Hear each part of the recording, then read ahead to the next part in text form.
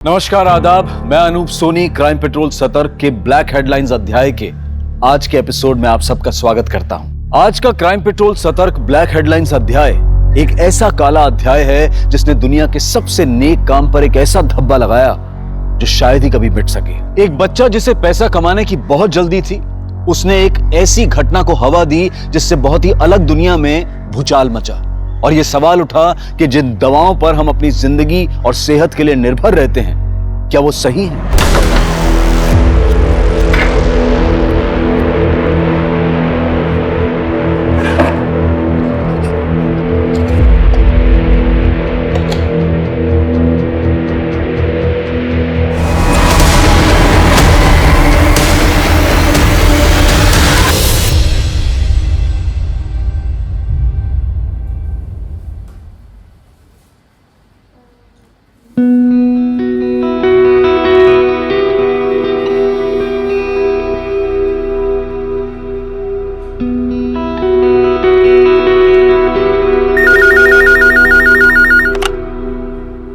Yes sir, okay, आप जा सकते हैं। Thank you. Excuse me ma'am, yes, ये आपके लिए। Thank you.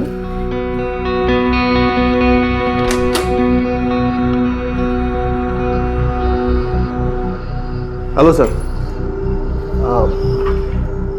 सर, इस बार वो मल्टीविटामिन प्रेस्क्रिप्शंस का टारगेट पूरा नहीं हुआ सर। पता नहीं इसको क्या हो गया, बहुत आवाज कर रहा है। कल तक तो ठीक था। नया लग जाएगा ना सर, आप टेंशन मत लो। और इस बार कंपनी सिर्फ आपके लिए कुछ स्पेशल बेनिफिट्स भी दे रही है। आप बस मेरी मदद करना, कंपनी आपको खुश रखेगी। मैं आपको समझाता हूं। खुशी पाने के लिए जिम्मेदारी से समझौता करना गलत है। जिम्मेदारी को दांव पर लगाकर पाई गई खुशी बस चंद मिनटों की मेहमान बनकर आती है, लेकिन उसके बाद जिंदगी भर का दुख दे जाती है। और इसकी सजा सिर्फ उसे ही नहीं जो ऐसा करता है, बल्कि उसके आसपास के लोगों को, उसके रिश्तेदारों को, उसे प्यार करने वालों को और उसके परिवार वालों को भी भुगतनी पड़ती है। रोज तुम एक ही बात पे बहस करती हो। तुम मेरी बात क्यों नहीं मानते? आप कुछ भी बोलती रहती हो। मैं तुम्हें बोल दिया नहीं तो नहीं। नहीं, मुझे तुम क्या चाहती, क्या तुम? क्या गिद्ध जैसा लड़का पैदा किया आपने? मुझसे और बर्दाश्त नहीं होता। नेहा, इसे समझा, इतनी गर्मी अच्छी नहीं है। गर्मी है मेरे अंदर। लो, अब ठीक है, हो गई मैं ठंडी। पर पहले ना अपने बेटे को समझाओ, मेरी एक बात भी नहीं मानता है वो।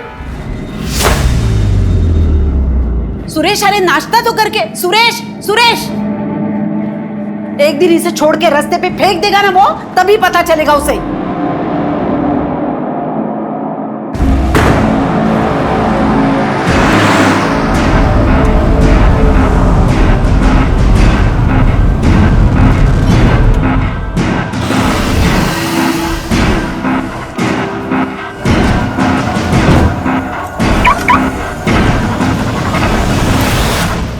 वकील साहब, अगली हियरिंग की कुछ अपडेट्स हैं आपके पास? जी, ये देखिए।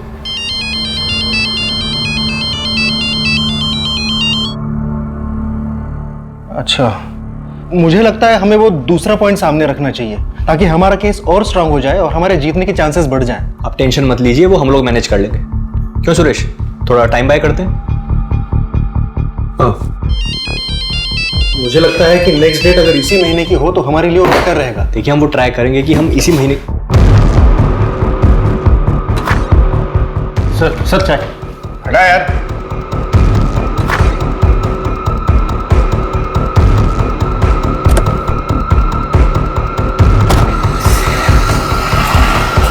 हाँ, मीटिंग से उठकर चला गया। हाँ, चला गया यहाँ से।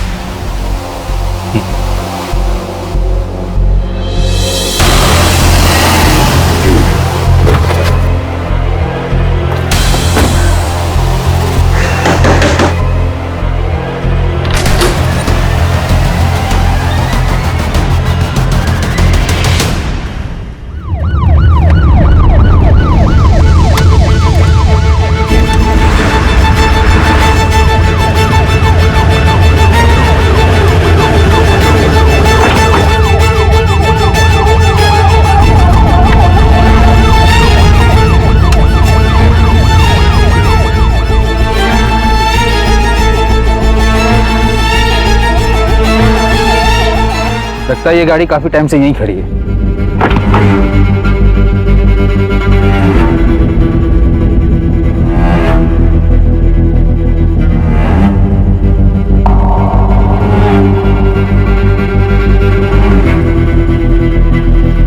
कुछ मिला? नहीं सर, कुछ भी काम का नहीं है। आरटीओ से कंफर्म करो ये गाड़ी नंबर किसके नाम पर रजिस्टर्ड है। जी सर। ओके, ठीक है।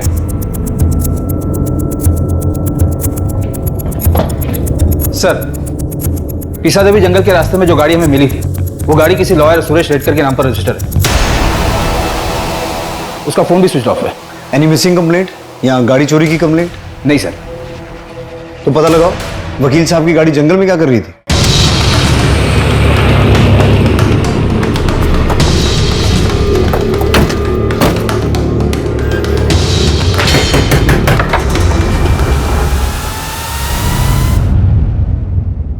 मिसेस रेडकर, हो ये कौन है? वो नेहा है, मेरे बहन की बेटी है, इधर ही रहती है। सुरेश रेडकर आपका? मेरा बेटा है वो। क्या हुआ? यही तो हम आपसे पूछना चाहते हैं। शहर के बाहर उसकी गाड़ी मिली है। गाड़ी मिली है? वो तो ठीक है ना? यही तो पता करने हम यहाँ आए। वो तो 5 दिन से घर पे आया ही नहीं है, फोन भी नहीं आया उसका। मैंने सोचा काम के लिए नासिक पुणे गया होगा। 5 दिन से आपका बेटा घर नहीं आया, उसका फोन नहीं आया, ना ही आपने उसे ढूंढने की कोशिश की और ना ही उसके गायब होने के बारे में पुलिस में कोई कंप्लेन की। आपको बताकर तो जाता था ना वो। आजकल के बच्चे माँ को कहाँ कुछ बताते हैं। शादी हो गई, बगल में सुंदर सी बीवी आ गई तो माँ का क्या है। मुझे पक्का खातरी है कि उसी से परेशान होकर वो घर से गया होगा। बहुत जिम्मेदार लड़का है मेरा। मेरे पति के जाने के बाद पूरी फर्म उसने संभाली है, मेरे बेटे ने, और बिजनेस बढ़ाया है उसने सर। और एक मेरी बहू हमेशा उसका सर खाती रहती है और अपने भाइयों के पीछे घूमती रहती है घर घर घर घर। उसे तो लगता है उनके जो 2 भाई है ना उसके, उनकी शादी की जिम्मेदारी भी मेरी। हाँ समझ गए। जिस दिन सुरेश घर से गया था उस दिन भी घर पर कुछ हुआ था क्या? उस दिन तो सुबह से शुरू हो गई, वो नेहा के पीछे पड़ी थी। नेहा की माँ से बात मैं करूँ या आप करेंगे? क्यों बात करूंगा मैं? रोहित से शादी कौन करेगा? इतना गर्म दिमाग है, एक जगह नौकरी पे टिकता नहीं वो। हर 4 महीने में नई नौकरी। क्या है ये सब? ये क्या बोल रहे हैं आप? भाई है वो मेरा, बस उसका समय खराब चल रहा है अभी। नेहा से एक बार तुमने पूछा इस बारे में? नेहा से क्या पूछना, हमारे घर पे हमारी मेहरबानी पे रहती है बस वो। कर। नेहा, इसके भाई से शादी करने से तो मरना बेहतर है। रोहित तो रोहित, दिनेश भी निकम्मा है। नेहा, उसे समझा, मायके की चिंता छोड़ दे। अभी जिसके साथ घर बसाया है ना, उसकी तरफ ध्यान दे।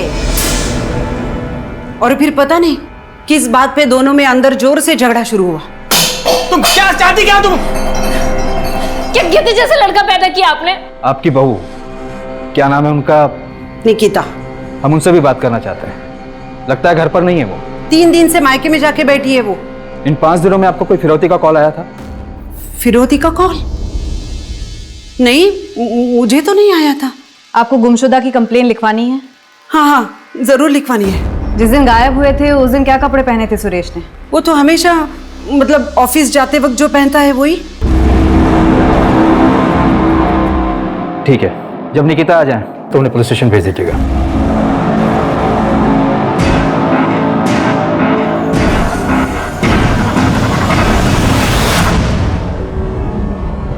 सर, ये सुरेश की फोटो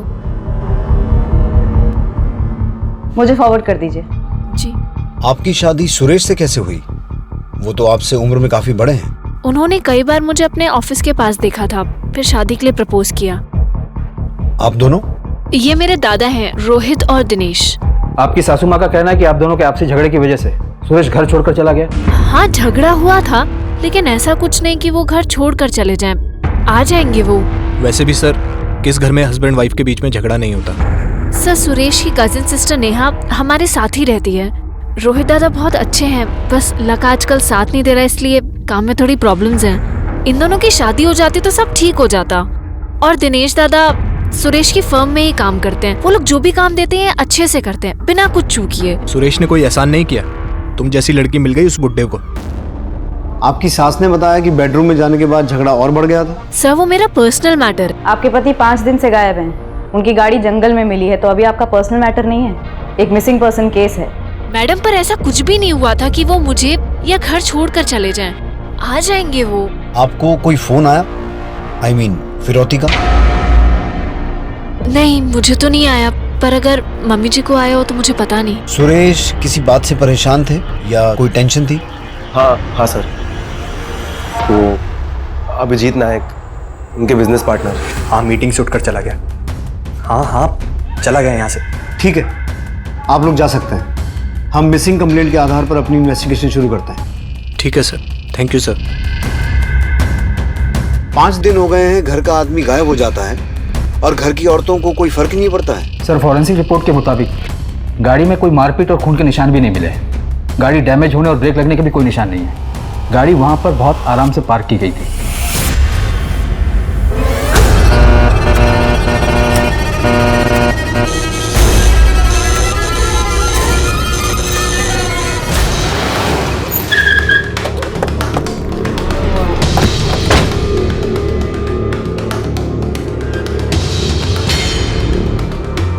अभिजीत नायक सर उस साइड। मेरे पास सिर्फ 10 मिनट है। Next time please come with prior appointment.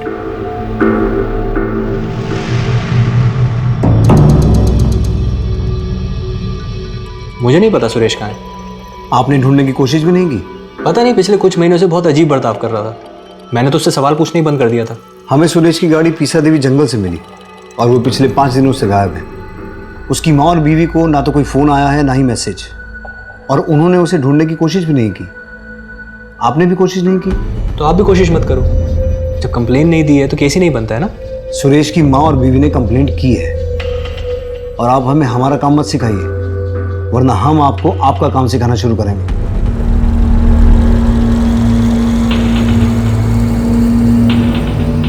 Inspector, 2 दिन पहले मुझे एक कॉल आया था।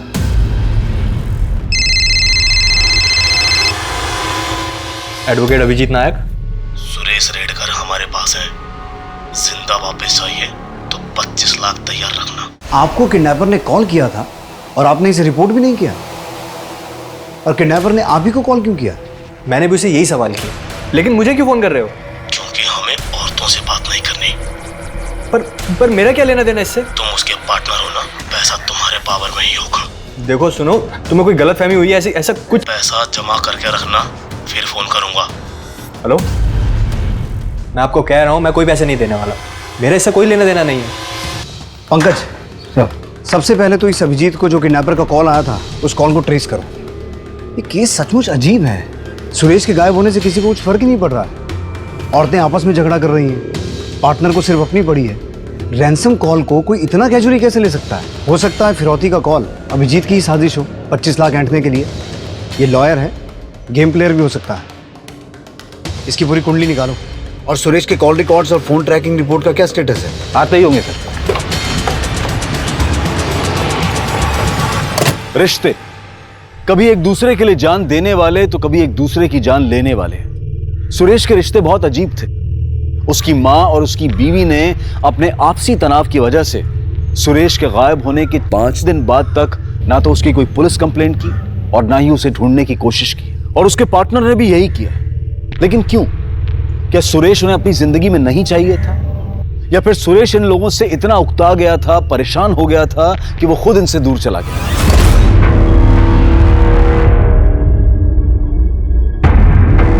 सर, तो आज टाइम है आपके पास? सर एक बात है जो उस दिन मैं आपको बताना भूल गया था। एक और बात? जी, एक और बात। एक और कॉल? जी नहीं। देखो दिनेश, मैं ये सब नहीं कर सकता, लेकिन ये पेपर चाहिए किसको? सर निकिता को चाहिए, और किसको? निकिता को डिवोर्स पेपर चाहिए? पर क्यों? सर डिवोर्स देना चाहती है इसलिए, और उसने कहा है कि इस बात की खबर जीजा जी को नहीं लगनी चाहिए। निकिता ने डिवोर्स पेपर्स मांगे थे? यस, निकिता और उसकी फैमिली सब मिले हुए हैं। डिवोर्स नहीं दिया तो ऐसे पैसे निकाल रहे हैं। ये इन्फॉर्मेशन फॉल्स ना निकले वकील साहब। लेकिन सर, निकिता ने हमें डिवोर्स के बारे में कुछ नहीं बताया। क्या सुरेश की माँ को इस बारे में पता है? बात यहाँ तक आ गई और मुझे पता भी नहीं चला। मेरे बेटे को कुछ हो तो नहीं जाएगा ना? मैं अभिजीत को बार बार फोन कर रही हूँ तो वो बोल रहा है कि कोई कॉल आया ही नहीं। वहाँ ऑफिस में एक कांस्टेबल पोस्टेड है, जैसे ही कोई कॉल आएगा हम आपको बता देंगे।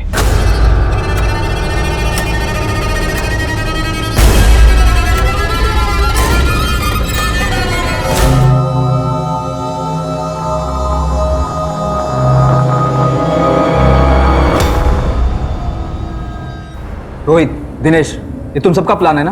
कैसा प्लान? तुम अच्छी तरह से जानती हो निकिता। तुम हमेशा निकिता से अपनी मांग पूरी करवाते थे। नहीं सर, मेरी जॉब छूट गई थी, थोड़ी तंगी थी, तो सुरेश ने थोड़ी मदद की। मैं जॉब ढूंढ रहा था सर। मगर जब सुरेश ने और पैसा देने से इनकार किया तो तुमने उसे डिवोर्स की धमकी दी। लेकिन मैं उसे डिवोर्स नहीं लेना चाहती थी। और वो फिर भी नहीं माना तो तुमने उसे किडनैप करवाया, राइट? ऐसा कुछ नहीं है सर, हमने कुछ नहीं किया है। ये आइडिया तुम्हारा था या फैमिली के दबाव में आके किया? ये सब तेरी गलती है। भैया अभी इसे बोल के क्या फायदा, आगे का सोचो।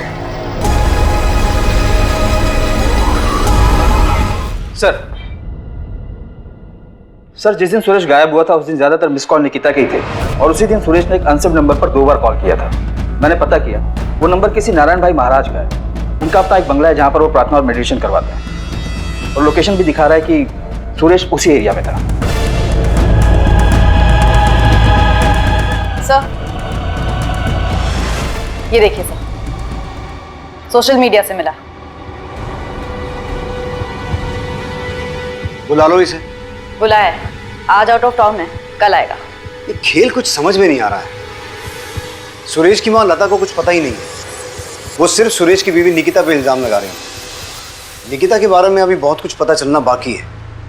और ये अभिजीत, ये तो मुझे शुरू से ही गेम प्लेयर लग रहा है। पंकज, तुम इस बाबा के बारे में पता करो। दीपा, तुम और मैं चल के जरा निकिता से बात करते हैं। नेहा, कुल मिला के कितने जमा हुए हैं? सब मिला के कुछ 8-9 लाख हुए होंगे।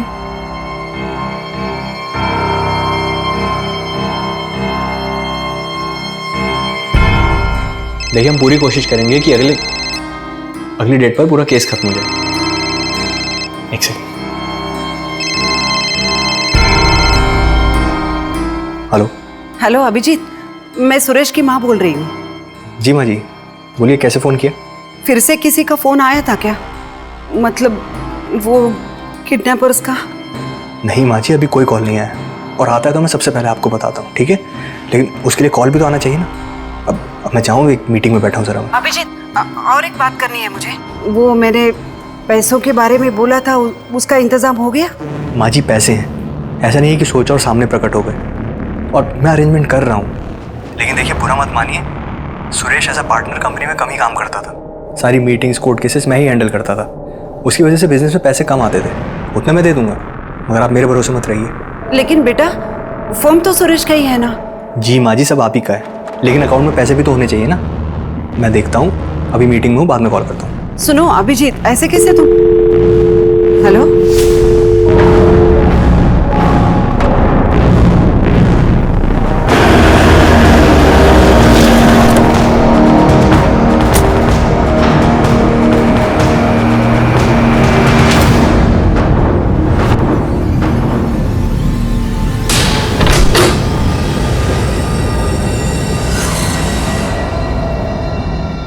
महाराज। नारायण जी, ये सुरेश रेडकर है, पिछले 5 दिनों से गायब है। आप जानते हैं इसे? जी हाँ, जानते हैं इसे। अक्सर हमारे यहाँ आता था, 5 दिन पहले भी आया था। क्या करता था यहाँ आकर? अस्वस्थ था, छटपटा रहा था, दिमाग में उथल पुथल, दिल में हलचल। क्यों, ऐसा क्या हुआ था? एक समस्या का समाधान चाहता था। बार बार पूछता था कि रिश्ते निभाने के लिए अगर कोई गलत काम किया तो उससे पाप लगता है क्या? मतलब? अब उसके दिमाग में क्या चल रहा था ये हम नहीं जानते। मुझे माफ करना।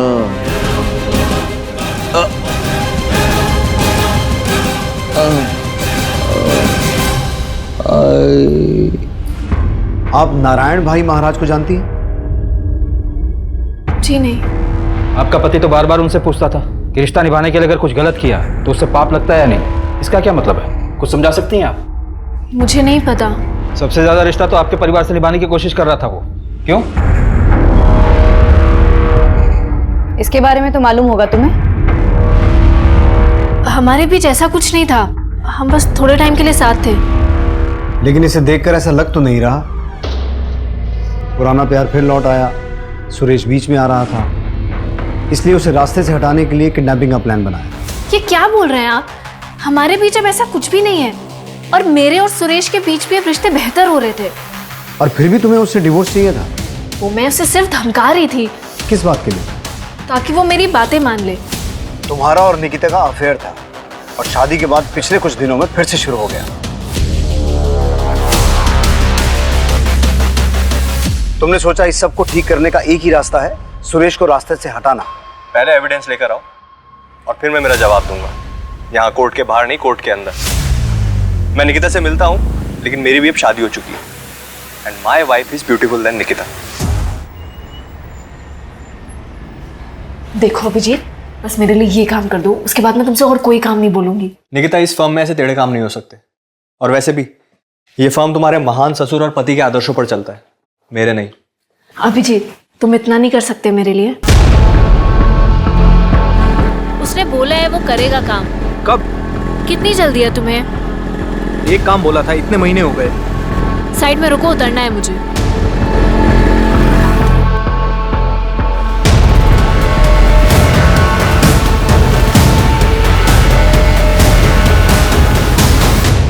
मैडम, अगर किडनैपर्स का फोन आता है तो मैं आपको खबर कर दूंगा, मगर आप इस तरह मेरे ऑफिस में आकर मत बैठा करें। क्लाइंट के सामने अच्छा नहीं लगता है। आप सुन भी रही हैं मैं आपसे क्या कह रहा हूँ? अभिजीत के पास भी मोटिव तो है, ऑफिस, पार्टनर की बीवी। बस सुरेश को रास्ते से हटाओ, सब कुछ अपना। और रैंसम का एक ही कॉल आया, वो भी उसी को। जो नंबर से कॉल किया गया वो फर्जी डॉक्यूमेंट देकर लिया गया था। सर, जिस एरिया से सुरेश की गाड़ी मिली थी और उसका फोन बंद हुआ था वो वल्लभ नगर एरिया में आता है। उसके आसपास की सारी सीसीटीवी फुटेज चेक की। वहाँ एक पेट्रोल पंप के बाहर एक बस स्टॉप है जहाँ ये आदमी दिखा। कौन है ये? सर, ये सुरेश की गाड़ी में बैठा था और इसके बैठने के चंद मिनटों बाद ही सुरेश का फोन बंद हुआ। इसकी फोटो सर्कुलेट करवाओ और उस एरिया में इसके बारे में पूछताछ करो। जी सर। सर,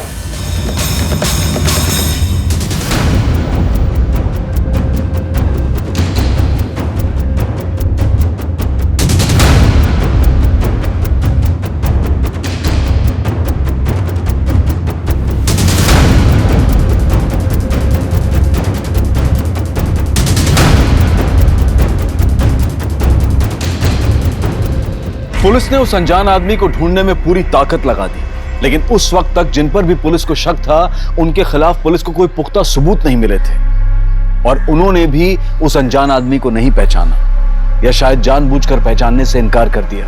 पुलिस को कोई रास्ता नजर नहीं आ रहा था और 3 दिन बाद ही पुलिस के हाथ एक ऐसा सुराग लगा जिसने इस केस को अचानक एक पेचीदा रुख दे दिया। घर से झगड़कर निकला सुरेश काफी दिनों से गायब है। किसी को पता नहीं चल पा रहा था कि सुरेश को आसमान खा गया या जमीन निकल गई।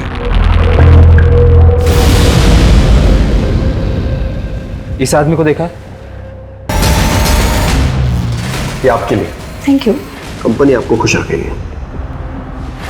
ये तो मेडिकल रिप्रेजेंटेटिव है, यहाँ आता रहता है। Medical representative? जी सर, यश नाम है उसका। उसका वही वर्किंग एरिया जहां पर उसने सुरेश से लिफ्ट ली थी। हाँ सर, मैंने इनसे लिफ्ट ली थी, आदर्श नगर से तुकई नगर। ये आदमी उसी दिन से गायब है, किडनैप किया गया है। सुरेश नाम है इसका। वैसे तुम कहाँ रहते हो? तुकई नगर। तो फिर आदर्श नगर कैसे जाना हुआ? सर एक्चुअली मैं एक MR हूँ और डॉक्टर के पास उसी सिलसिले में एक मीटिंग थी, इसलिए मैं आदर्श नगर गया था। आप चाहे तो डॉक्टर सालगावकर से पूछ सकते हैं, उनका वहीं पर एक क्लिनिक है। और वापस आते वक्त मैंने काफ़ी टाइम बस के लिए वेट किया, लेकिन बस आई नहीं, इसलिए मैंने इनसे लिफ्ट ली।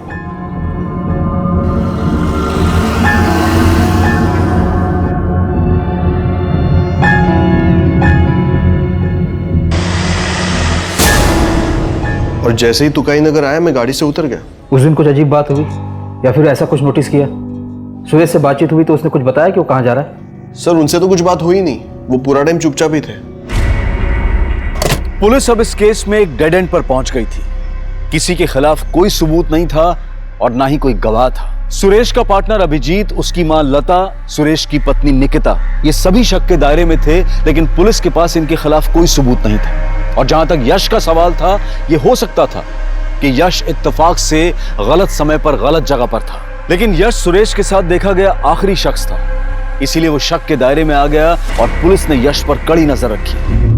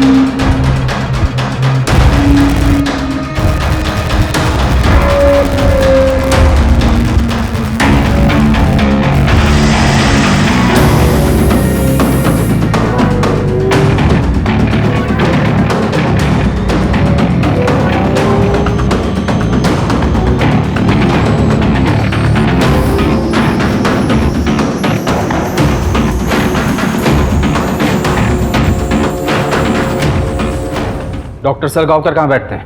क्यों सर, क्या हुआ? होटल अपर्णा एग्जीक्यूटिव के बारे में पूछताछ करनी है आपसे। सर यश दुर्गे ने सब अरेंज किया था, मेरा तो सर पहली बार था। सर मेरी फैमिली है, रेपुटेशन है। सर ये बात, सर मैं तो बर्बाद हो जाऊंगा सर, तबाह हो जाऊंगा सर, प्लीज सर। सर ये यश उतना सीधा है नहीं जितना दिखता है। मेडिसिन बेचने के लिए तरह तरह के घूस देता था वो डॉक्टर्स को, और लड़कियां भी। और इस बार कंपनी सिर्फ आपके लिए कुछ स्पेशल बेनिफिट्स भी दे रही है। आप बस मेरी मदद करना, कंपनी आपको खुश रखेगी। उसके बदले में डॉक्टर उस मेडिकल कंपनी की दवाइयां प्रिस्क्राइब करते थे जिसकी जरूरत ही नहीं थी। ये यश ऐसे स्टार परफॉर्मर बना है। होटल में एक रूम भी बुक किया था उसने, परमानेंट। पर इन सब बातों का सुरेश की किडनैपिंग से क्या कनेक्शन हो सकता है? पंकज, होटल की सीसीटीवी फुटेज चेक करो, पिछले कुछ दिनों की नहीं, पिछले कुछ महीनों की। और वो जो कमरा यश ने परमानेंटली बुक करवा के रखा था, उसकी तलाशी लो। ये यश भी खिलाड़ी आदमी है।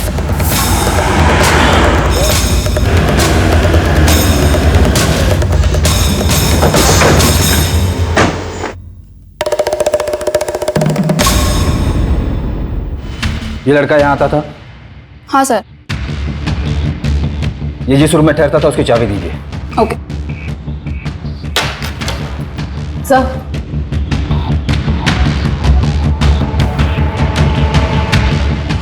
ये सीसीटीवी काम करता है?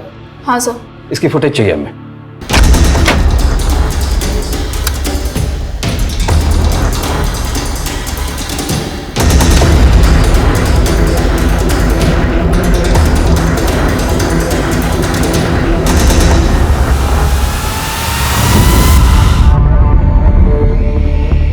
सर यश हमेशा एक ही लड़की को अपने क्लाइंट के पास भेजता था, उसका नाम माया है। सब प्लीज मेरे घर वालों को कुछ मत बताइएगा, उनको इस बारे में कुछ भी नहीं पता है। तुम यश को कैसे जानती हो? वो मेडिकल रिप्रेजेंटेटिव है, थोड़े दिन पहले मेरे पास आया था, बोल रहा था कि उसके कुछ डॉक्टर दोस्त हैं, अगर मैं उनके साथ थोड़ा वक्त बिताती हूँ तो अच्छे पैसे देगा। पैसे अच्छे थे इसलिए मैं मान गई। और ये आदमी, इसे भी यश लेके आया था? नहीं सर, इसे उस दूसरे एमआर ने भेजा था, मगर मुझे याद है सर कि ये आदमी बहुत ही अजीब था। नर्मदा परिक्रमा करनी है। श्रीमद नारायण भाई ने कहा है कि 11 बार परिक्रमा करो और कॉस्मिक संतुलन पाओ। खुद ही एनर्जी को महसूस करो, खुद ही एनर्जी बन जाओ। सिर्फ बातें ही करोगे या कुछ और भी करोगे? कभी मोक्ष का मार्ग स्पष्ट रूप से देख पाए हो? कभी आत्मा ने तुम्हें अंदर से पुकारा है? संसार में दुख का कारण ध्यान क्या है तुम्हारा? मैंने तुम्हें 2 घंटे के लिए पैसे दिए, तो तुम सिर्फ 2 घंटे मेरी बात सुनोगी, मुझ पर ध्यान रखोगी, मुझसे बात करोगी। नर्मदा परिक्रमा करनी है। मगर अभी तो तुमने कहा था कि तुम्हारे सारे क्लाइंट्स यश के थ्रू आते हैं। देखो माया, किसी को बचाने की कोशिश मत करना। नहीं सर, मैं झूठ नहीं बोल रही हूँ। यश से पहले भी एक एमआर था, एक्चुअली उसी ने मुझे यश से मिलवाया था। फिर थोड़े दिनों बाद वो कहीं गायब हो गया और यश टिका रहा। फिर थोड़े दिनों बाद वही एमआर इस आदमी को मेरे पास लेकर आया था सर। उसका कोई नंबर वगैरह है?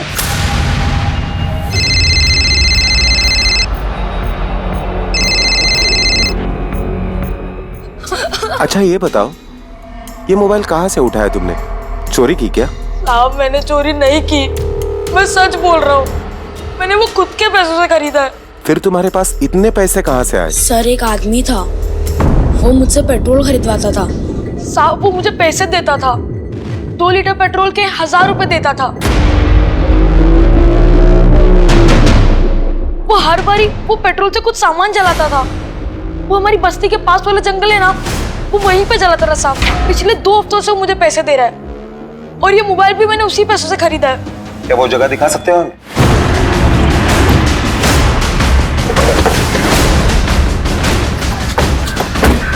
कहाँ पे बेटा? वहां पर।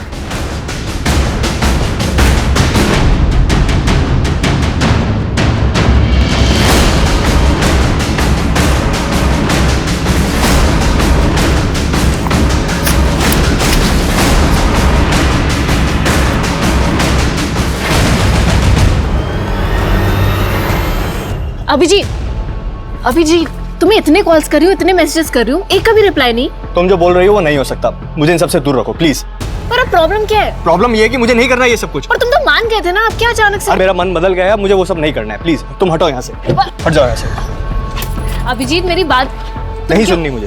अभिजीत, अभिजीत! वो आदमी दिखते कैसे था बता सकते हो? कितनी बार मिले हो तुम उससे? 10-12 बार। आयुष, उसका स्केच बनाने में तुम्हें हमारी मदद करनी पड़ेगी।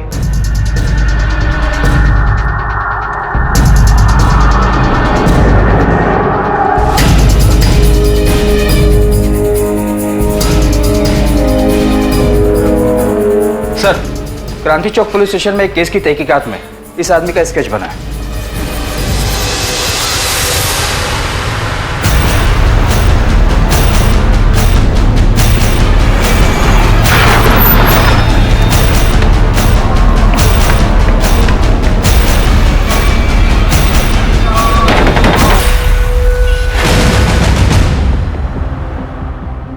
सिर्फ आपके लिए कुछ स्पेशल बेनिफिट्स भी दे रही है। आप बस मेरी मदद करना, कंपनी आपको खुश रखेगी। सर एक्चुअली मैं एक एमआर हूँ। कहाँ ले जा रहे हो मुझे बताइए तो सही, मैंने किया क्या है? तू जिस लड़के से पेट्रोल खरीदता था ना, उसने तेरा भांडा फोड़ दिया। अब बाकी का किस्सा पुलिस स्टेशन में बता। अरे ऐसा कुछ नहीं, मैंने कुछ नहीं किया सर। सर बताता हूँ। मेरे चाचा की एक जमीन है, चचेरे भाई यूरोप में है और बहन दिल्ली में है ससुराल।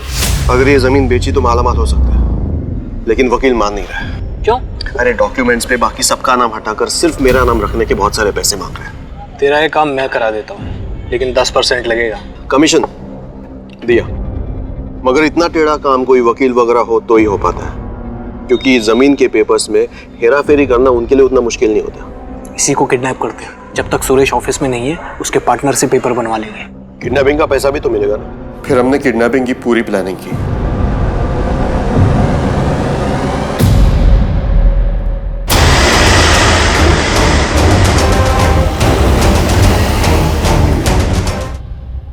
ये मैंने अकेले नहीं किया। कौन था तेरे साथ? सारा प्लान तो उसी का था।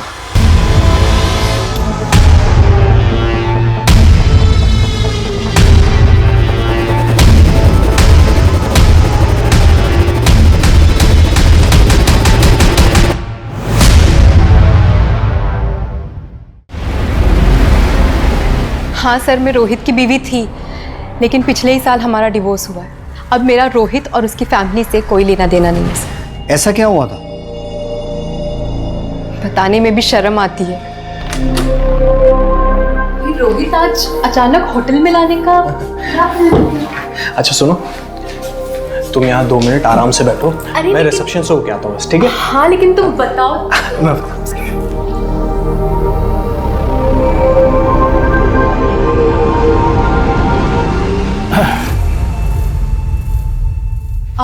आप कौन? अरे आप तो यूं ही शर्मा रही हैं। आप नजदीक मत आओ। अरे आप तो खामखा घबराती। क्या बदतमीजी है? रोहित! रोहित! रोहित! अरे रोहित, तुमने इसे बताया नहीं क्या? मेरा टाइम क्यों बर्बाद किया? आप मुझे 2 मिनट दीजिए, मैं इसे समझाता हूँ सर। रोहित, देखो मेरी बात ध्यान से सुनो शिल्पा, ये बहुत बड़े डॉक्टर हैं, मेरा सारा काम कर देंगे। बस तुम्हें इनके साथ थोड़ा सा वक्त गुजारना होगा।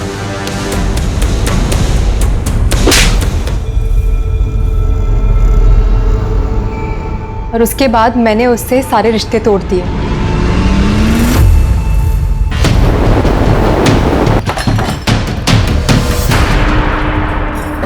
सर चल। अरे मेरे भाई, सर मैंने कुछ कहाँ ले जा रहे हैं? चल। सर बताता हूँ। मैं और रोहित एक ही कंपनी में मेडिकल रिप्रेजेंटेटिव थे। एक टारगेट अचीव हुआ तो सामने दूसरा लाकर रख देते हैं। इन लोगों का ये नाटक खत्म ही नहीं होता। सच बोल रहा हूँ यार, ये टेंशन अब झेला नहीं जाता। जॉब है तो टेंशन है, नहीं है तो डबल टेंशन है। मेरे पास तो बिल्कुल पैसे नहीं है। निकिता के ससुराल से जो आता है उससे महीने का खर्च चलता है, लेकिन सुरेश और उसकी माँ दोनों बहुत खड़ूस हैं। ऊपर से डिवोर्स में बीवी को पैसे देने पड़ते हैं। कैसे जीऊंगा यार? मुझे पैसे चाहिए किसी भी हालात में। तेरी बीवी ने तुझसे डिवोर्स मांगा और सुरेश के पिता ने डिवोर्स दिलवाने में तेरी बीवी की मदद की। ये बात तेरे दिमाग में बैठ गई। तू मौका ढूंढ रहा था और इसी वजह से तूने सुरेश को अगवा किया। सर हम दोनों बहुत बड़ी प्रॉब्लम में थे। हम दोनों को पैसे की सख्त ज़रूरत थी। और मेरी तो जॉब भी नहीं थी सर। मेरा रिकॉर्ड खराब होने की वजह से कहीं लग भी नहीं रही थी। तो मैंने और यश ये सोचा कि आसानी से पैसा कैसे कमाया जाए। मेरे चाचा की एक जमीन है, चचेरे भाई यूरोप में है और बहन दिल्ली में है, ससुराल में। तो अगर ये जमीन बेची तो मालामाल हो सकते हैं, लेकिन वकील मान नहीं रहा है। क्यों? अरे डॉक्यूमेंट्स पे बाकी सबका नाम हटाकर सिर्फ मेरा नाम रखने के बहुत सारे पैसे मांग रहे हैं, और उतने पैसे है नहीं मेरे पास। तेरा ये काम मैं करा देता हूँ, लेकिन 10% लगेगा। कमीशन दिया, मगर इतना टेढ़ा काम कोई वकील वगैरह हो तो ही हो पाता है, क्योंकि जमीन के पेपर्स में हेरा फेरी करना उनके लिए उतना मुश्किल नहीं होता। मैं जरूर कुछ कर सकता हूँ, बस ये डॉक्यूमेंट वाला काम हो जाने दे। अरे ये काम हो गया ना तो जिंदगी भर जॉब करने की भी जरूरत नहीं है। सर मुझे पता था सुरेश एक अच्छा वकील था, वो हमारी मदद जरूर करता। रोहित, ये फ्रॉड है। मैं और मेरी फर्म ऐसे काम नहीं करते। नहीं, दूसरे की प्रॉपर्टी हड़पना चाहते हो तुम? शर्म नहीं आती तुम्हें? नहीं, तुम्हारी करतूतें मैंने निकिता को बता दी तो क्या सोचेगी? लेकिन सुरेश, हेलो हेलो, बस सुरेश को मना ले के पेपर्स तैयार कर दे। भाई के लिए इतना तो करेगी ना निकिता? हाँ ठीक है, मैं बात करके देखती हूँ। मैं तुम्हें 1000 बार कह चुका हूं ये सब फ्रॉड है। तुम्हारा भाई लालच में अंधा हो चुका है। मगर आप उसके लिए इतना कर देंगे तो इसमें आपको क्या नुकसान हो जाएगा? ऊपर से उसका भला हो जाएगा ना। तुम्हारा और तुम्हारे भाइयों का दिमाग ठिकाने में नहीं है। पागल हो गए तुम लोग। मैं ये काम हरगिज नहीं करूंगा, हरगिज नहीं। ठीक है, अगर आप इतना सा काम नहीं कर सकते ना मेरे लिए, तो एक काम करिए, मुझे डिवोर्स दे दीजिए। इसी को किडनैप करते हैं। जब तक सुरेश ऑफिस में नहीं है, उसके पार्टनर से पेपर बनवा लेंगे। किडनैपिंग का पैसा भी तो मिलेगा ना? हाँ। कैसे करेंगे? हमने किडनैपिंग की पूरी प्लानिंग की और फिर निकिता, हाँ? जब तक सुरेश नहीं है तो अभिजीत से बात कर। वो पेपर्स तैयार हो जाएंगे तो यश मेरी जॉब ढूंढने में मदद करेगा। अभिजीत? हाँ, वो तुझे कभी ना नहीं कहेगा। लेकिन मैं भाई के लिए इतना तो कर ही सकती है ना निकिता, वरना मैं मर जाऊंगा। निकिता, जो तुम कह रहे हो मैं नहीं कर सकता वो। प्लीज ना अभिजीत। ये सब करके मेरा क्या फायदा? और सुरेश को पता चल गया तो और बखेड़ा खड़ा कर दे। तुम जानती हो उसे, वो अभी भी सीनियर पार्टनर है मेरा। पर वो नहीं है ना अभी। लेकिन आ जाएगा ना। हमें फिरौती के पैसों की पूरी उम्मीद थी, मगर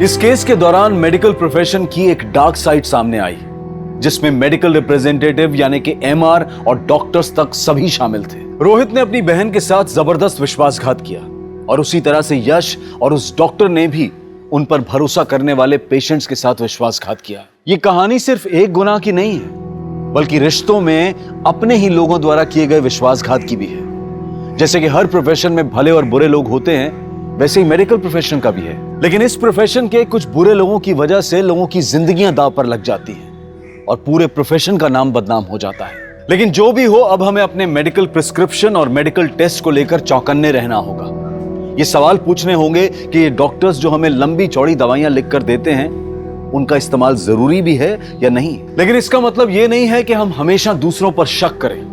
बस हमें आंख बंद करके विश्वास करना बंद करना होगा। अगर हम सतर्क रहें, चौकन्ने रहें, तो हम इस मेडिकल फील्ड जैसे पाक फील्ड से इस बुराई को दूर रखने में कामयाब हो सकते हैं।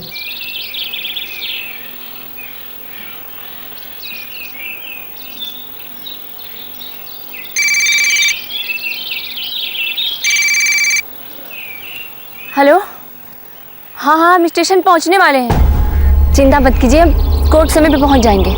ठीक है?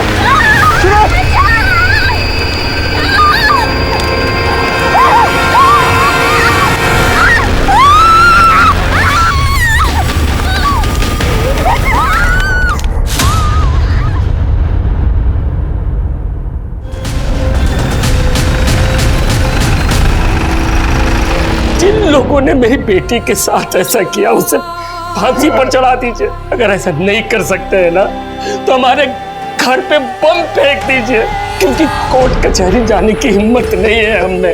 उन हैवानों ने मेरी बेटी के साथ ऐसा किया कि उनका चेहरा भी नहीं देख पाया। हालत बहुत ही नाजुक है। लड़की के सर पर वार किया, 85% वो जल चुकी है। उसके बाद भी वो वहाँ से भागकर 1.5 किलोमीटर दूर अपने गांव तक पहुंची। आप सोच सकते हैं उसको जीने की कितनी चाह होगी। जिस किसी ने भी इसके साथ ये वहशियाना हरकत की है ना डॉक्टर, उसको सजा तो जरूर मिलेगी। ये घटना अभी तक हम सबके जहन में है। जी हाँ, हम उसी घटना की बात कर रहे हैं जिसमें एक लड़की के साथ सामूहिक बलात्कार किया गया और फिर जब उसने न्याय की गुहार लगाई, गुनहगारों ने उसे आग के हवाले कर दिया। वो लड़की जलती हुई रेलवे स्टेशन से 1.5 किलोमीटर दूर अपने गांव तक भाग रही थी। उसने लोगों से मदद की गुहार की, लेकिन किसी ने उसकी मदद नहीं की। यहां तक कि कुछ लोगों ने तो उसे चुड़ैल समझा। चुड़ैल! अगर एक आंकड़े को माने तो साल 2019 में सिर्फ उस प्रदेश में 80 बलात्कार के मामले रजिस्टर हुए हैं। और इन आंकड़ों पर भी बहस छिड़ी हुई है, लेकिन इस सच को तो नहीं झुटलाया जा सकता है ना कि रेप के ऐसे न जाने कितने मामले होते हैं जो दर्ज तक नहीं होते, क्योंकि अक्सर जो न्याय के लिए सर उठाने का काम करते हैं उनका सर कुचल दिया जाता है, उन्हें आग के सुपुर्द कर दिया जाता है।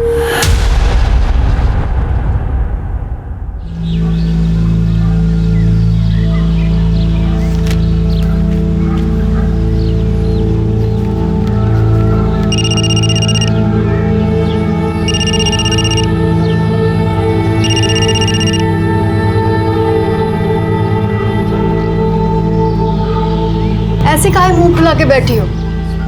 लीजिए, कुछ खा लीजिए। नहीं, जब तक पापा हमारी बात नहीं मानेंगे हम कुछ नहीं खाएंगे। ऐसा क्या जिद है शहर जाने का?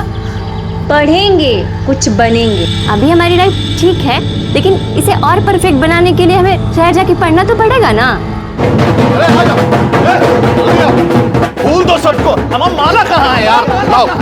अरे लो भैया फूल, आज प्रधान जी का हैप्पी वाला बर्थडे है। जब आएंगे जम के फूल उड़ाना, जम के।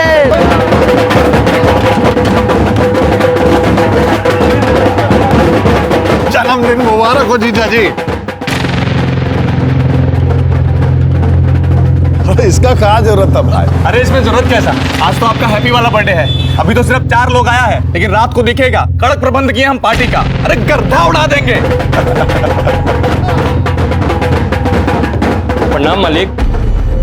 अरे शंकर, आओ बैठो। अरे यहाँ कहाँ बैठ गए भाई? इधर आओ। नहीं मालिक, यही ठीक है। अरे आओ, हम कह रहे हैं ना। ए उमेश, तू कुर्सी बैठ। उमेशवा के लिए बतियाए, गांव में पुलिया बनने वाला है ना, वही काम पर रखवाएंगे इसको। बहुत बहुत धन्यवाद मालिक। बस ऐसे ही काम मिलता रहे तो जीवन आसान हो जाता। बाकी घर में सब ठीक ठाक? सब कृपा मालिक। काजल बिटिया? अरे गुस्सा में मुंह फुला के बैठी हुई है, बोलती है शहर में जाके कॉलेज में पढ़ना है। अरे तो ये तो बढ़िया बात है ना शंकर, है? अरे गांव का लड़की लोग पढ़ेगी तभी ना गांव आगे बढ़ेगा। मगर मालिक, लड़की जात शहर में जाके पढ़ेगी तो।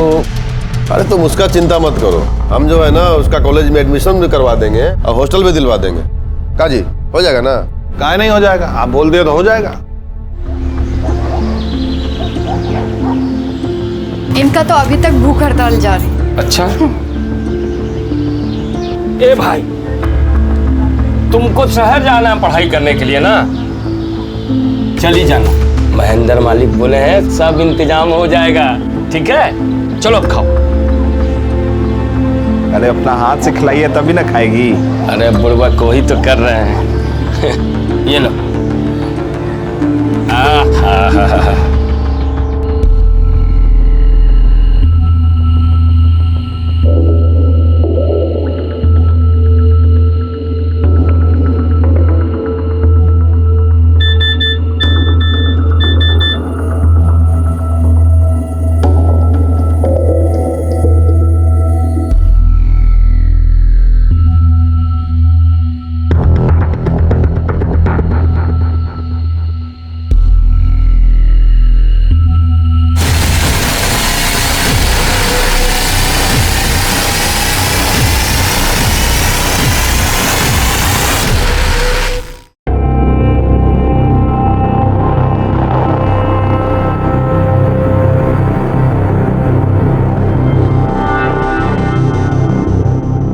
यहाँ क्या कर रही हो?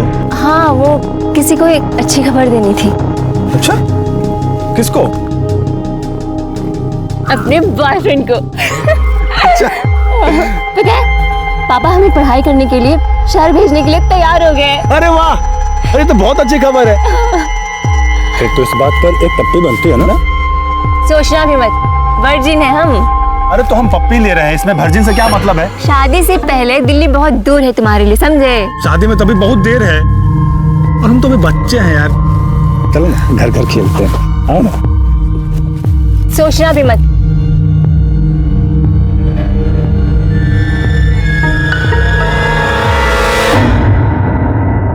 इलेक्शन का टाइम आ रहा है, तो ध्यान से, कोई भी चूक हुआ ना, एक एक का परेड करा देंगे इस बार। उधर रखो। भाई जी खाना लग गया है, ये पार्टी का बात था बाद में कर लेना, हमारा सीरियल आ रहा है, हम जा रहे हैं। नहीं तो तुम और तुम्हारा टीवी सीरियल भी ना आते हैं। हाँ, अरे बेटा आ गया, बैठ। कहाँ से आ रहे हो आवारागर्दी करके? आप भी ना, तुमको भूख लगा होगा ना बेटा, पहले खाना खा लो। आज हम तुम्हारे लिए गाजर का हलवा बनाए हैं, तुम्हारी पसंद का। खिलाओ, खूब खिलाओ।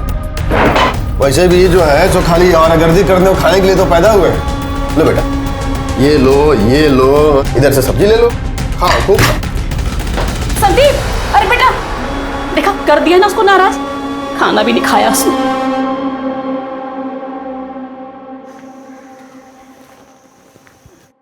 माल तो है। क्या बकवास कर रहे हो बे? क्या क्या बकवास कर रहे हैं? हम बकवास कर रहे हैं? अरे हम नहीं जानते कि कब से बगुला की तरह ध्यान लगाए बैठे हो। गाड़ी आगे बढ़ी कि नहीं, कुछ किए कि नहीं इसके साथ? टच भी नहीं करने देती है। टच से आगे बढ़ो। ऐसा रहा ना तो टूट गया तुम्हारा ब्रह्मचारी। ऐसा करो, इसको हनीमून पर ले जाओ, और हमरी मानो ना तो इसको भगा कर ले जाओ कहीं। नहीं, हम ऐसा नहीं कर सकते। हम तुम्हारे साथ नहीं भाग सकते हैं। काजल, हम तुमसे प्यार करते हैं। हमसे ज्यादा नहीं करते होगे, लेकिन हम अपने पापा और अपनी फैमिली को धोखा नहीं दे सकते हैं। तुम्हारे लिए बस तुम्हारे पापा और तुम्हारी फैमिली यही इंपॉर्टेंट है। हमारी तो कोई वैल्यू ही नहीं है। देखो तुम। काजल, हम कौन सा तुम्हें हमेशा के लिए भागने के लिए कह रहे हैं? हम चलकर शादी कर लेते हैं ना, और कुछ दिन में लौट आएंगे, फिर सब ठीक हो जाएगा। देखो संदीप, तुम समझ नहीं रहे हो। तुम क्यों नहीं समझती हो?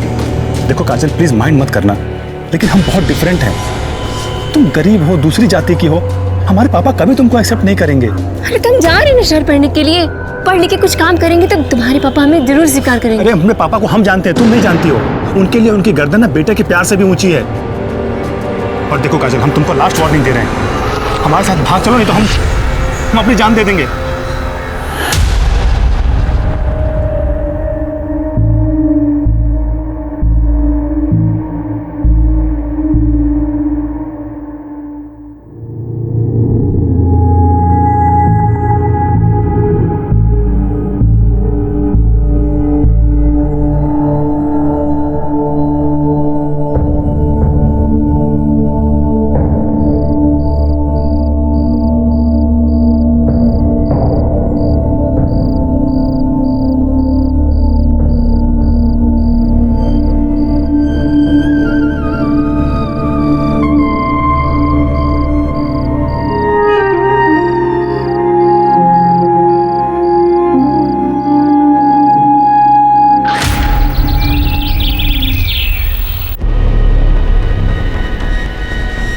अरे कुछ बताओगे भी? क्या लिखा है? कहाँ गई ये लड़की? बाबूजी, काजल घर छोड़ के भाग गई है। भाग गई? अरे कहाँ भाग गई? किसके साथ भाग गई?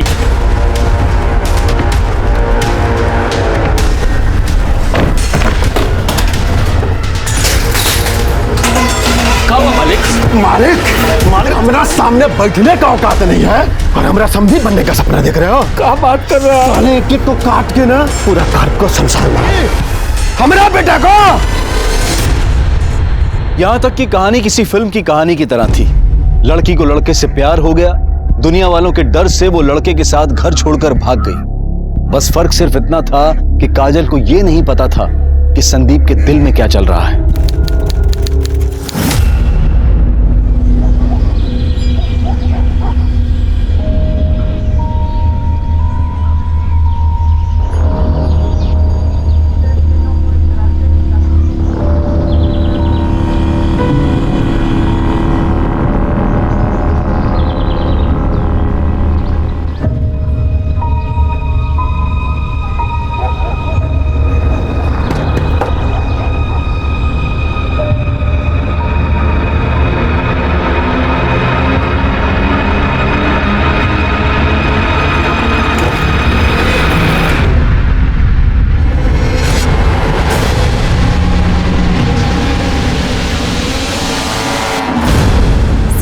महेंद्र सिंह का बेटा संदीप हमें भगा कर ले गया था।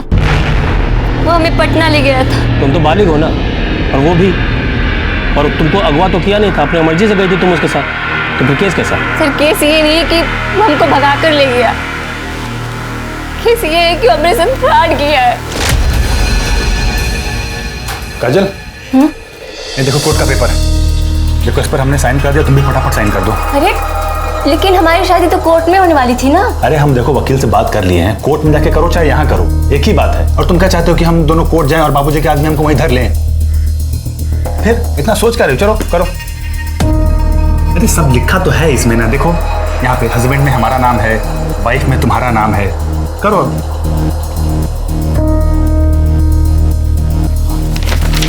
एक यहाँ पे। अरे एक मिनट, क्या करे, छोड़ छोड़।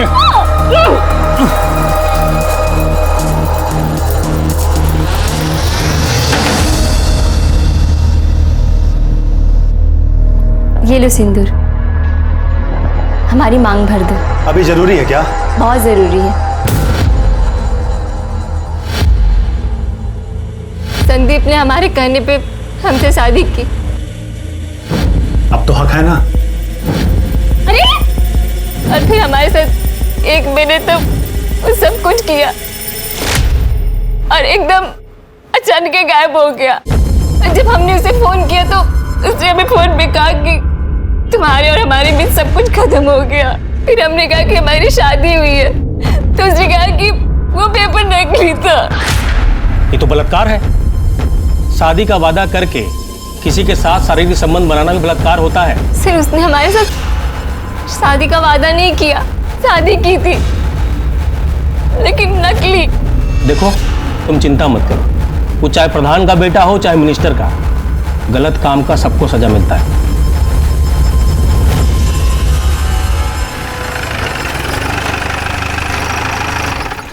नमस्कार प्रधान जी। प्रधान जी, संदीप बाबू के खिलाफ कंप्लेंट आया है। कंप्लेन? कैसा कंप्लेन? रेप का। क्या बकवास कर रहे हैं? कुछ भी बके जा रहे हैं। वो काजल कह रहे थे कि ये संदीप बाबू पहले उसको घर से भगाए, फिर नकली शादी किए, शारीरिक संबंध बनाए, तो ये भी तो रेप हुआ ना प्रधान जी। क्यों संदीप बाबू? अरे झूठ बात है ये, ना हम किसी को घर से भगाए और ना ही शादी किए हैं और ना किसी से शारीरिक संबंध बनाए। लेकिन लड़की तो यही कह रही थी। बैठ जा। सबसे पहले उसने हमारे बेटे को फंसाया, फिर इसको अपने साथ भागने के लिए उकसाया। ये तो भागने ही वाले थे, वो तो अच्छा हुआ हमारा नींद खुल गया।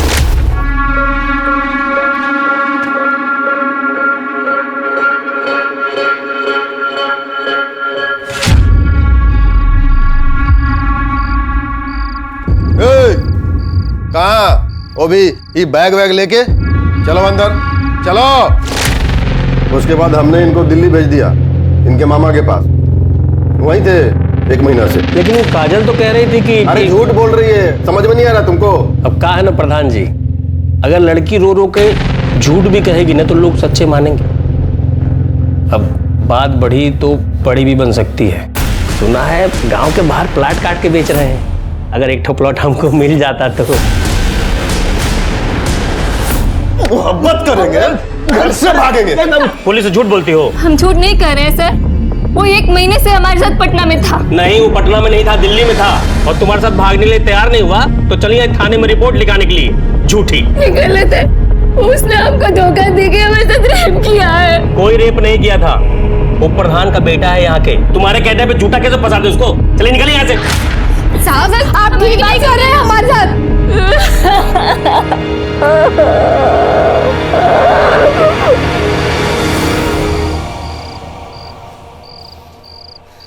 हमने कभी सोचा भी नहीं था कि काजल हमारे साथ ऐसा करेगी।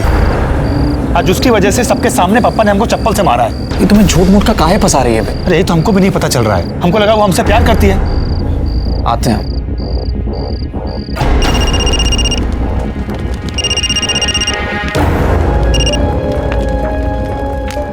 हेलो हेलो काजल, चंदन बोल रहे हैं। तुमने संदीप के साथ ये सही नहीं किया।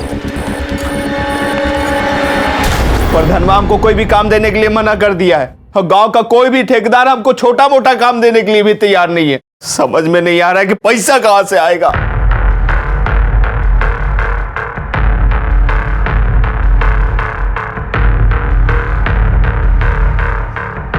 पापा, हम जानते हैं कि हमारी वजह से आपका सर झुका है, लेकिन जो भी हुआ है ना वो सब ठीक करें। जो भी गलत हुआ है वो सब सही करेंगे।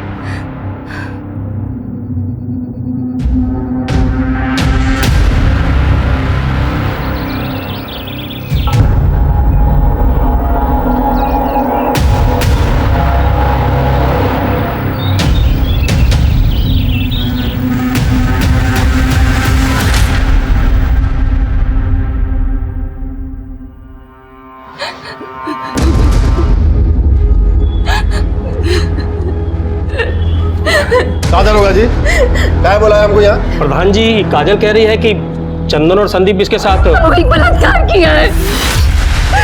कल चंदन का फोन आया था। तुमने संदीप के साथ ये सही नहीं किया। जानती हो कितना परेशान है वो, और तुम्हें क्या लगता है उसने अपनी मर्जी से तुम्हें छोड़ा है?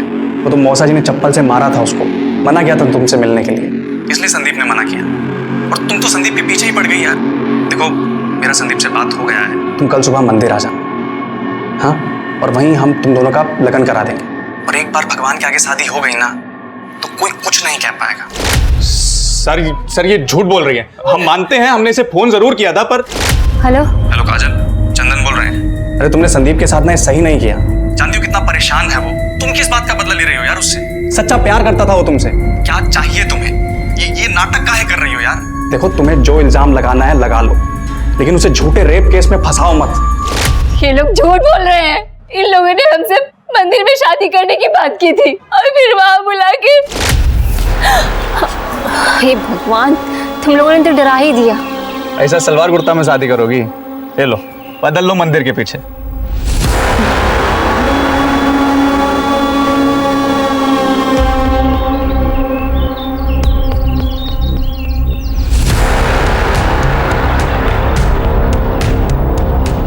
अरे तुम यहाँ क्यों आ गए?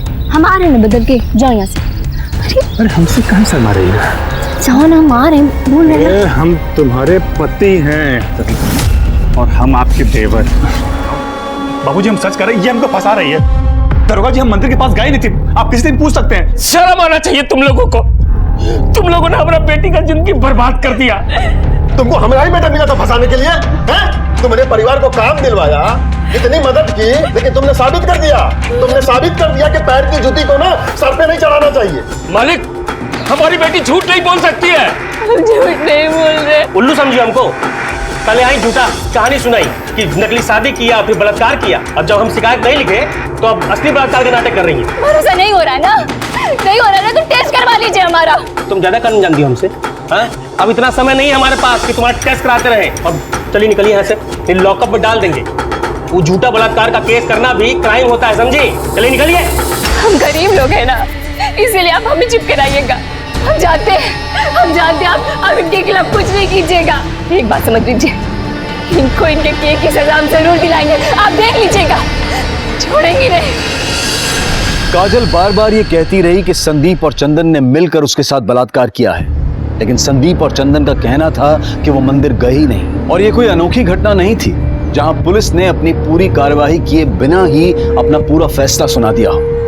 लेकिन काजल ने हिम्मत नहीं हारी, उसने एड़ी चोटी का जोर लगाया और इस घटना के 1 महीने बाद पास के गांव के पुलिस स्टेशन में उसने 0 FIR के तहत अपनी शिकायत दर्ज करवाई। उसके बाद संदीप को न्यायिक हिरासत में भेज दिया गया, लेकिन चंदन फरार हो गया था।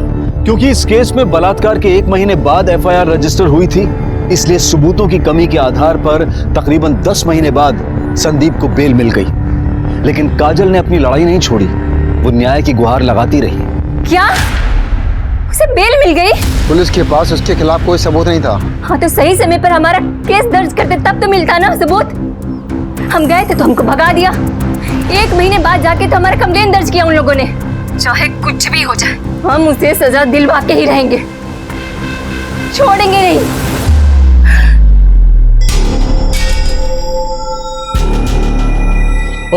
बस करो, खत्म करो ये सब।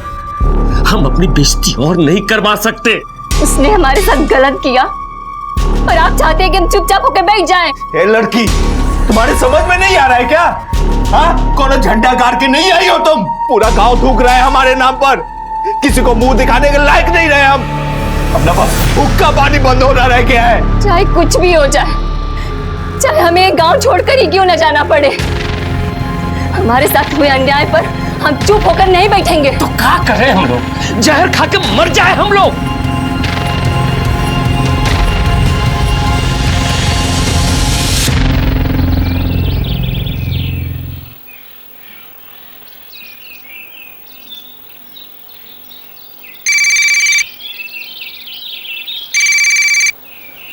हेलो, हाँ हाँ, हम स्टेशन पहुंचने वाले हैं। चिंता मत कीजिए, हम कोर्ट समय पे पहुंच जाएंगे।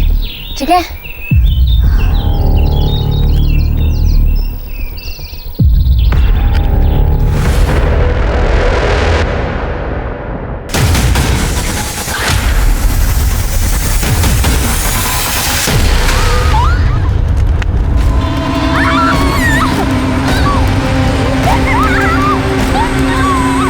सरैया में एक लड़की को दिन दहाड़े जलाने की घटना ने पूरे देश को हिलाकर रख दिया है। इस घटना की खबर मिलते ही ये केस क्राइम ब्रांच को सौंप दिया गया।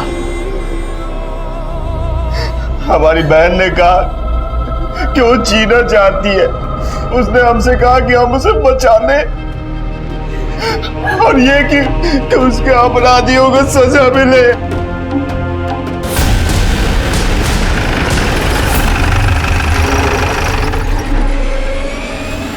देखिए, हम आप लोगों के सामने हाथ जोड़ते, जिन लोगों ने मेरी बेटी के साथ ऐसा किया उसे फांसी पर चढ़ा दीजिए, या तो फिर जैसे हैदराबाद में उन चारों अपराधियों को गोली मारा गया, इन्हें भी गोली मार दीजिए। अगर ऐसा नहीं कर सकते हैं ना, तो हमारे घर पे बम फेंक दीजिए, क्योंकि कोर्ट कचहरी जाने की हिम्मत नहीं है हमने। उन रहवानों ने मेरी बेटी के साथ ऐसा किया कि उनका चेहरा भी नहीं देख पा।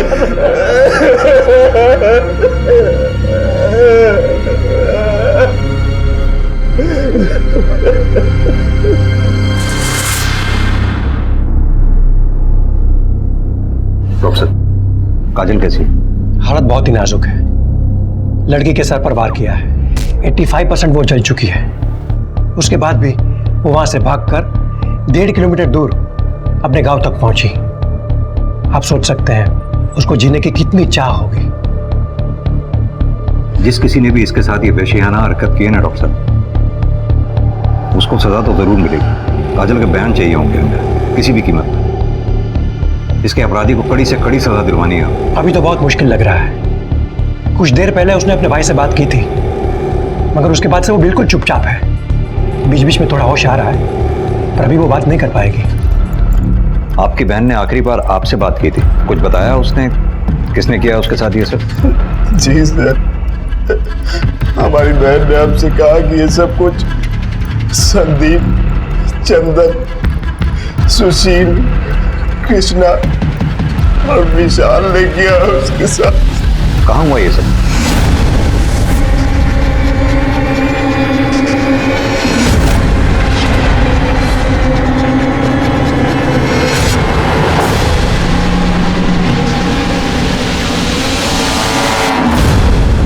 कुछ मिला क्या? हम लोग भी अभी आए सर। अभी आए मतलब? घटना सुबह 6:30 बजे की है, अब 9 बज रहे हैं। आप अब आ रहे हैं? अब साहब अभी पता चला तो अभी आ गए। सर, ये बैग मिला है। दिखाइए।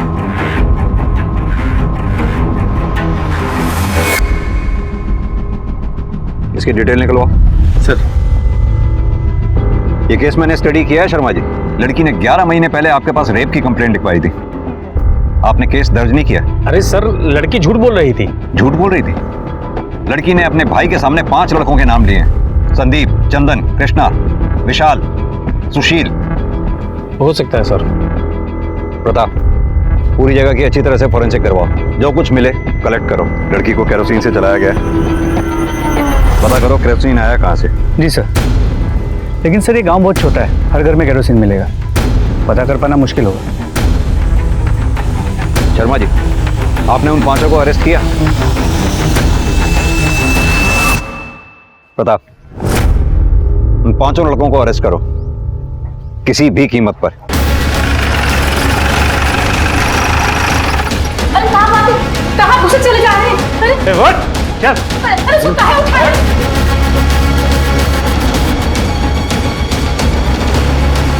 अंदर का मुझसे चले जा रहे हैं आप? सो रहा है वो। आप ये ठीक नहीं कर रहे हैं, हम बता रहे हैं। सर हमारी बात तो सुनिए।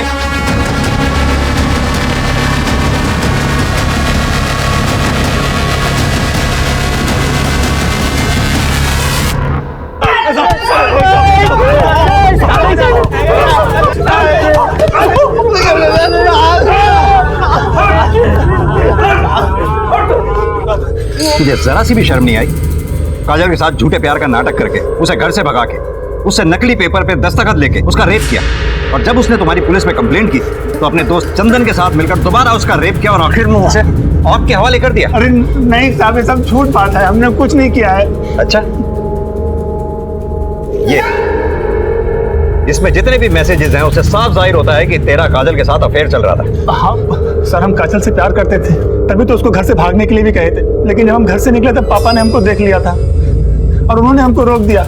लेकिन साहब काजल घर से निकल चुकी थी, इसलिए वो सीधा पटना अपनी उषा बुआ के पास चली गई। झूठ बोल रहा है तू? साहब हम सच कह रहे हैं, वो 1 महीने तक अपनी उषा बुआ के पास में थी और पापा ने हमको दिल्ली भेज दिया था और मना किया था काजल से बात भी करने के लिए। फिर जब काजल का फोन आया तो हमने उसको कहा कि हम पापा के अगेंस्ट नहीं जा सकते, और इसी चक्कर में उसने हमारे ऊपर रेप का घिनौना आरोप लगा दिया साहब। और इस बात से नाराज होकर तुमने दोनों ने उसका साथ रेप किया, और फिर जब तुम्हें पुलिस पकड़ के ले गई 10 महीने के बाद बेल पे छूटने के बाद दोनों ने उसे आग में जलाकर मारने की कोशिश की। साहब ना हमने रेप किया और ना ही हमने किसी को मारने की कोशिश की है साहब, ये तो खुद ही विक्टिम है। आप लोग हमें ही कूट रहे हैं साहब। हमको नहीं पता कि काजल को किसने मारने की कोशिश की, लेकिन इसमें हमारा कोई हाथ नहीं है साहब। सच क्या है वो तो हम उगलवा ही लेंगे।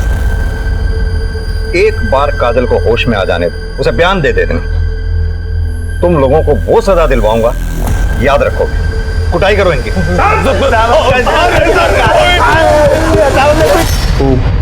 क्राइम ब्रांच वाले साहब सबको कुत्ते की तरह कूट रहे हैं। सुनिए जी, कुछ करिए, हमारे बेटे को बचाइए। अगर हमारे बेटे को कुछ हुआ ना तो हम अपनी जान दे देंगे। एकदम चुप। वो हमारा बेटा है, कोई उसको झूठे केस में फंसा ही नहीं सकता। और साले साहब, आप तो बहुत बड़का वाला वकील बने फिरते हो ना। हमको हमारा बेटा चाहिए, समझ गए?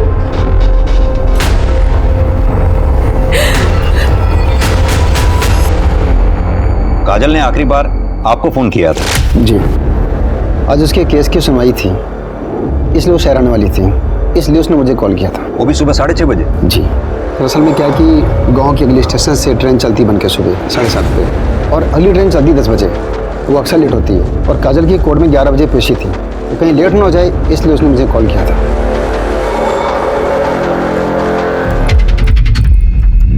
देखिए सर, आप जा सकते हैं, जरूरत पड़ेगी तो आपको बुलाएंगे। जी सर। देखिए सर, आप हमारे बेटे को ऐसे टॉर्चर नहीं कर सकते।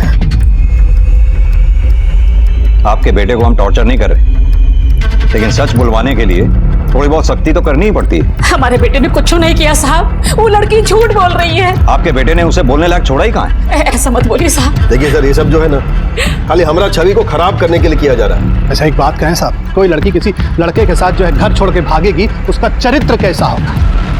बलात्कार तो कोई भी कर सकता है। आप जैसे लोगों की वजह से ही आज लड़कियों की हालत समाज में इतनी खराब है। लेकिन साहब, आप जैसे लोग जो लड़की के साथ दुष्कर्म होने के बाद भी उसी में दोष निकालते हैं, बराबर के अपराधी। जितनी कड़ी सजा एक रेपिस्ट की होनी चाहिए, उतनी ही कड़ी सजा आप जैसी सोच रखने वाले हर इंसान की होनी चाहिए। देखिए सर, आपकी बात ना एकदम सही है, लेकिन सच यही है कि हमारे बेटे ने कुछ नहीं किया। तो फिर किसने किया है? आखिर कौन है जो काजल को मारना चाहता है? उसका बाप। जी हाँ, कल हमने बुलवाया था उसको मिलने के लिए। काहे हमारे बेटे पर झूठा इल्जाम लगा रहे हो? संदीप ने हमारी बेटी के साथ ऐसा गलत बात नहीं, हमारे बेटे ने कुछ नहीं किया है। हमको ये तो नहीं पता कि तुम्हारी बेटी किसके साथ भागी, लेकिन हमारे बेटे के साथ नहीं भागी थी। तो तुम लोग भी जो हो ना, हमारा इज्जत उछालना बंद कर दो। क्या चाहिए तुम लोगों को? खुल के बोलो ना। पैसा चाहिए?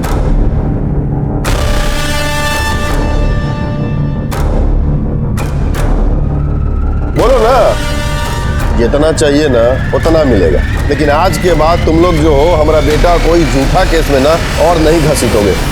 हमने पैसों के लिए कुछ नहीं किया साहब। तो क्या आपने महेंद्र से पैसे लेने के लिए हाँ नहीं किया था?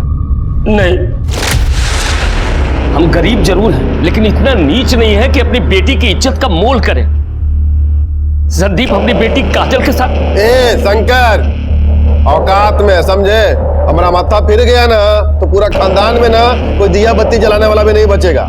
महेंद्र सिंह ने हमको धमकी दी लेकिन हमें पता नहीं था कि वो इतना गिर जाएगा।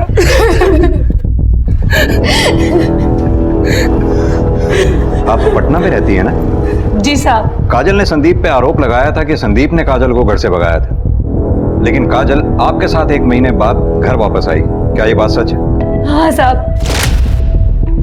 कहीं ऐसा तो नहीं कि संदीप ने काजल को घर से भगाने का वादा किया, काजल तो घर से भाग आई, संदीप वहां नहीं आया, काजल फिर सीधा आपके पास आ गई ये सोच के कि वो घर वालों को क्या मुंह दिखाएगी? काजल घर से भाग गई है, ये बात हमें बेला ने फोन करके बताई थी। हम सब बहुत परेशान थे। फिर एक दिन अचानक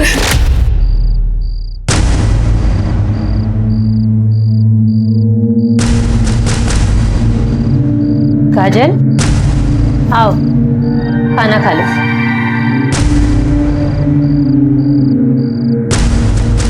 बुआ, हमसे बहुत बड़ी गलती हो गई। हम संदीप के साथ भाग तो आए लेकिन वो हमें छोड़कर वापस अपने पिता के पास चला गया और हमसे कह रहा है कि उसका और हमारा कोई रिश्ता नहीं है। बेटा हमारी मानो तो घर वापस चले चलो। नहीं बुआ, हम घर नहीं जाएंगे। क्या मुंह लेकर जाएंगे हम वहाँ? बेटा बच्चे चाहे जितनी बड़ी भी गलती कर ले, माँ बाप ना उन्हें माफ कर ही देते।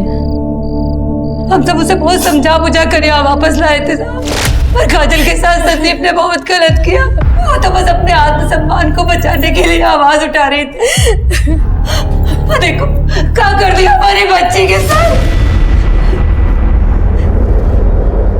आपने कहा कि महेंद्र ने आपको बार बार जान से मारने की धमकी दी थी, इसके बावजूद भी आपने काजल को सुबह 6:30 बजे रेलवे स्टेशन जाने दिया। हमें तो पता भी नहीं है साहब कि वो कहीं जाने वाली थी। साहब काजल ने सिर्फ हमको बताया था और हम जा नहीं सकते थे। वो बाबूजी को बताना नहीं चाहती थी। काजल की तबीयत बहुत ही खराब हो गई है, वो कोमा में चली गई। आप लोग घबराइए नहीं, काजल को दिल्ली भिजवाने के लिए मैं कमिश्नर साहब से बात करता हूँ।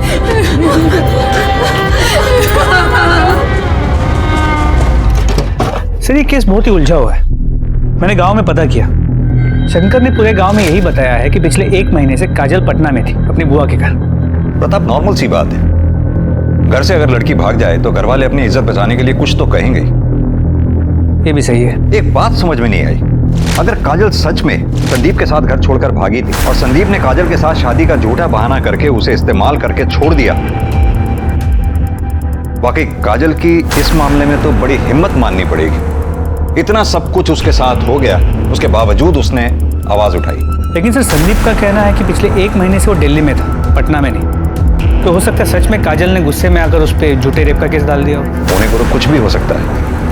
खैर, ये सारी बातें तो कॉल लोकेशन से ही क्लियर हो जाएंगी। मतलब सर आपको पक्का यकीन है कि ये सब कुछ संदीप ने किया? लगता तो यही है कि संदीप ने ही अपने दोस्तों के साथ मिलकर काजल पर हमला किया, या फिर एक पॉसिबिलिटी और हो सकती है, काजल की वजह से शंकर और उमेश की बेइज्जती हुई थी। हो सकता है उस बेइज्जती का बदला लेने के लिए इन दोनों में से किसी एक ने या फिर दोनों ने मिलकर काजल पर हमला किया हो। जिस किसी ने भी ये घिनौनी हरकत की हो, काजल के साथ बहुत बुरा हुआ। एक बार काजल होश में आ जाए, अपना बयान दे दे, सारा मैटर क्लियर हो जाएगा। सर, संदीप और काजल के मोबाइल रिकॉर्ड्स, जितनी बातें इन दोनों के बीच होती थी उससे इतना तो साफ है कि दोनों के बीच रिश्ता था। और आपका शक भी सही था, ये संदीप झूठ बोल रहा है। पिछले 1 महीने से वो दिल्ली में नहीं, पटना में ही था। संदीप और काजल की मोबाइल लोकेशन पटना के सेम एरिया की है, जबकि काजल की बुआ का घर पटना की दूसरी तरफ। यानी एक बात तो सच है, ये दोनों एक साथ 1 महीने से रह रहे थे। जी सर, काजल सच कह रही थी। और अगर यहाँ की पुलिस ने अपना काम ठीक से किया होता ना, उन्हें ये भी पता चलता कि काजल ने जब कहा था कि उसके साथ मंदिर में रेप हुआ था, तब संदीप और चंदन की मोबाइल की लोकेशन वहाँ मंदिर की ही थी। और जिस दिन काजल को जलाया गया उस दिन? सर उस दिन उनकी लोकेशन वहाँ की नहीं थी।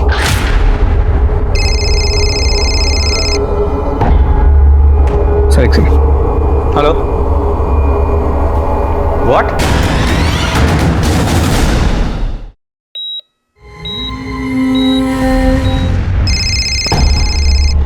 सर एक सेकंड। हेलो,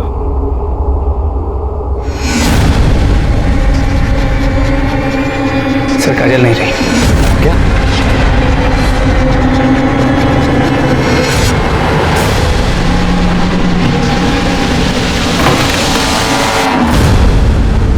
साहब हमने कुछ हमने कुछ नहीं किया हमने कुछ नहीं किया। झूठ बोला है तूने, तू पटना में ही था।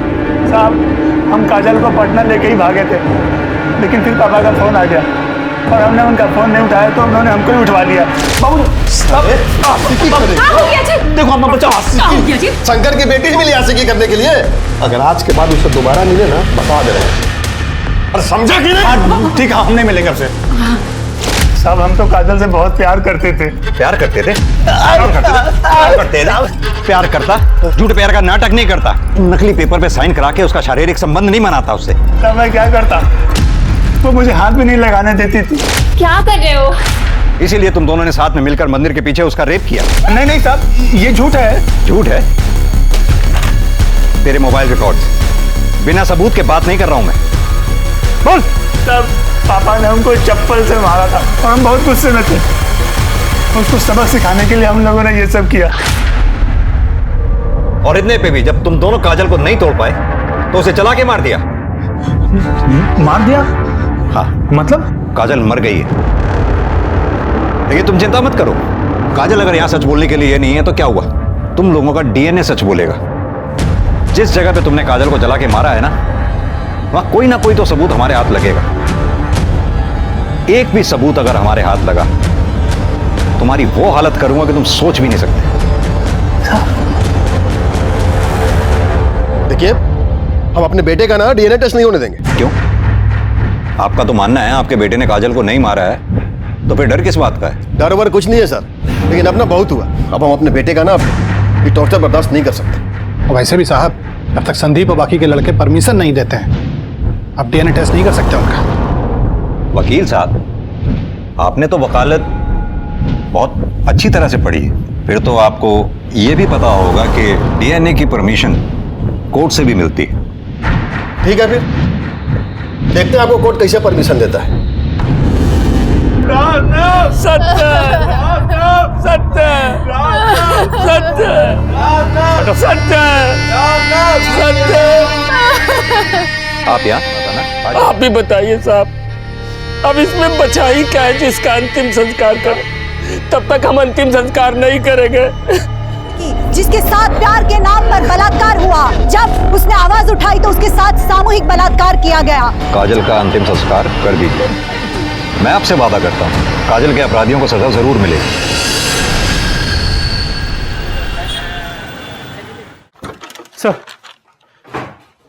सर कोर्ट से लेटर है, कोर्ट ने डीएनए की परमिशन दी। यस, अब इन्हें पता चलेगा किसी मासूम से ज्यादती करने की सजा क्या होती है। लेके जाओ इन सारों को डीएनए टेस्ट के लिए। सर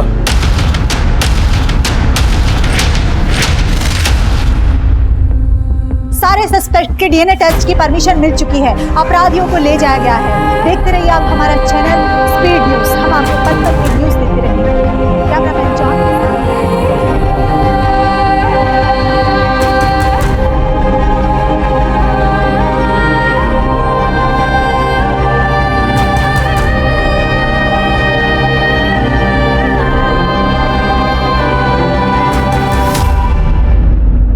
संदीप, चंदन, कृष्णा और विशाल इस समय न्यायिक हिरासत में हैं। संदीप ने मान लिया है कि उसने झूठी शादी के नाम पर काजल के साथ संबंध बनाए, और संदीप और चंदन ने यह भी मान लिया है कि काजल के पुलिस में शिकायत करने से नाराज होकर उन दोनों ने काजल के साथ सामूहिक बलात्कार भी किया। लेकिन अब भी वो ये बात मानने को तैयार नहीं है कि उन लोगों ने ही काजल की जान ली है। सबकी डीएनए जांच हो चुकी है, बस डीएनए की रिपोर्ट आनी बाकी है। ये केस चाहे कोई भी मोड़ ले ले, लेकिन इस बात से इनकार नहीं किया जा सकता है कि आज भी हमारे देश में औरतों और लड़कियों की स्थिति गंभीर है। आज भी ऊंच नीच की बेड़ियों से हमारा समाज आजाद नहीं हो पाया है। अब मैं अनूप सोनी आपसे विदा लेता हूं। फिर मुलाकात होगी क्राइम पेट्रोल सतर्क के ब्लैक हेडलाइंस अध्याय में एक और नए केस के साथ। और याद रखें, क्राइम और आपके बीच में सिर्फ इतना फर्क है कि आप कितने सतर्क हैं। सतर्क रहें, सुरक्षित रहें। जय हिंद। क्राइम पेट्रोल के और भी दिलचस्प कहानी देखने के लिए हमारे चैनल को सब्सक्राइब करें और बेल आइकॉन दबाना न भूलें।